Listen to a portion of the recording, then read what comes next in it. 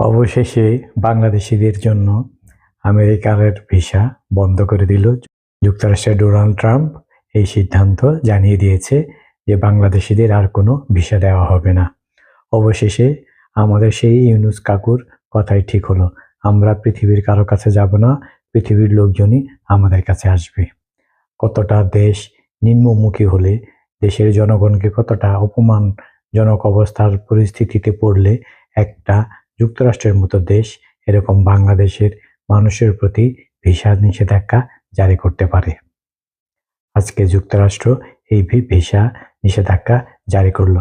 আগামীতে সৌদি আরব, Malaysia, Dubai, Kuwait এইসব দেশ যে ভিসা নিষেধাজ্ঞা জারি করবে না তার কোনো নিশ্চয়তা আছে?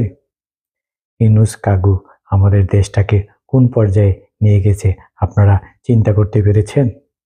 হয়তো এর ফলে কিছু লোক আছে যারা ছাত্রী, তাদের কোনো কিছু হবে না, জঙ্গিদের কিছু হবে না, কারণ জঙ্গিদের ওই পর্যন্ত যাওয়ার কোনো যোগ্যতা নেই। কিন্তু সাধারণ মানুষ অনেকেই আছেন যারা যুক্তরাষ্ট্রে পড়ালেখা করতে যান, অনেকেই অভিবাসন হয়ে যান। তাদের ভিসা বন্ধ হয়ে গেলে বাংলাদেশের একটা বিরাট ক্ষতি হয়ে যাবে, কারণ অনেক বৈদেশিক আয় কমে যাবে। এই সরকার এমন এক ব্যর্থ সরকার, যার কোনো কূটনৈতিক তো দূরের কথা, কোনো দিক দিকেই কোনো যোগ্যতা নেই। এ কারণেই যুক্তরাষ্ট্রের মতো একটা দেশ এই ধরনের সিদ্ধান্ত নিয়েছে। ইউনিট সরকারের পক্ষ থেকে এখন কি বলা হবে?